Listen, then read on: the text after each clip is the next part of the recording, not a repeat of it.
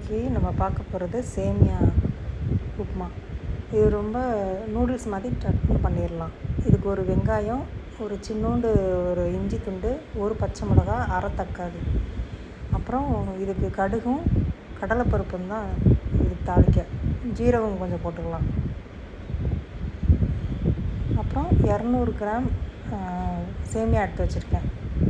இது 2 பேர் சாப்பிட்லாம்.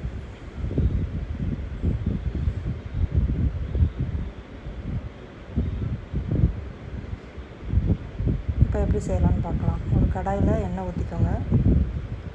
எண்ணெய் கொஞ்சம் 2 ஸ்பூன் ஊற்றிக்கோங்க.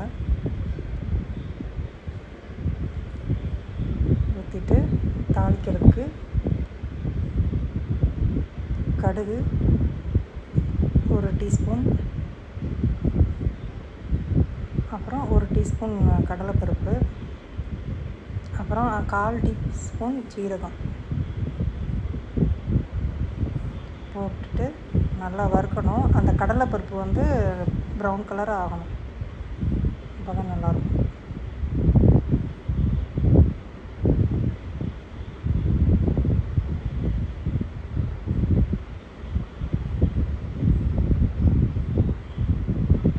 அப்புறம் இஞ்சி போட்டுக்கோங்க,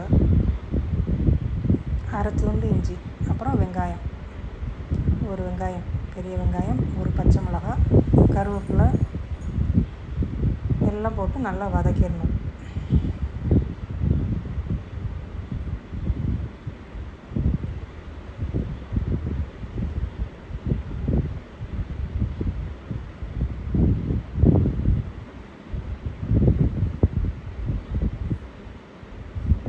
அந்த வெங்காயம் வதங்கிறதுக்கு 1 டீஸ்பூன் உப்பு, அப்புறம் 1/4 டீஸ்பூன் மஞ்சள் பொடி,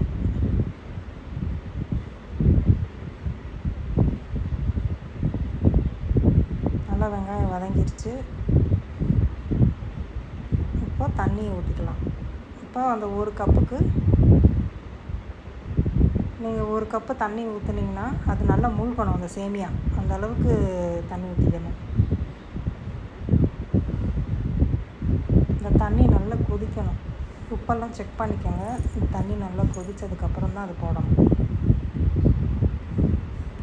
இப்போ உங்களுக்கு தண்ணி பத்தலை அப்படின்னா பக்கத்தில் கொஞ்சம் சுடு தண்ணி வச்சு கொஞ்சமாக ஊற்றிக்கலாம்.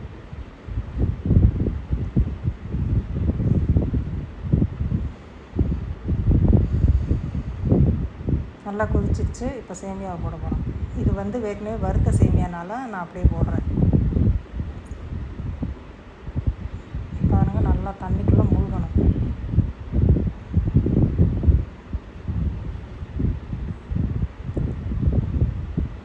இது நல்லா சிம்மில் 10 நிமிஷம் வேகணும்.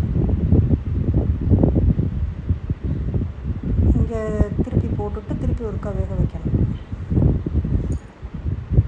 இப்போ தக்காளியை முதவே ஏன் போடலை அப்படின்னா, தக்காளி புளிப்பு சுவை ரொம்ப கொடுக்கும். இதுக்கு அவ்வளோ தேவையில்லை.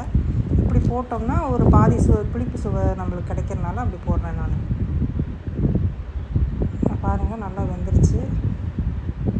நல்லா பொலப்புலப்புலான்னு வெந்திருக்கு பாருங்கள். தக்காளியும் ரொம்ப இதாகலை, லைட்டாக தான் வெந்திருக்கு தக்காளி. அதனால் புளிப்பு சுவை கொஞ்சம் கம்மியாக தான் கிடைக்கும். இதில் வெஜிடபிள்ஸும் ஆட் பண்ணிக்கலாம்.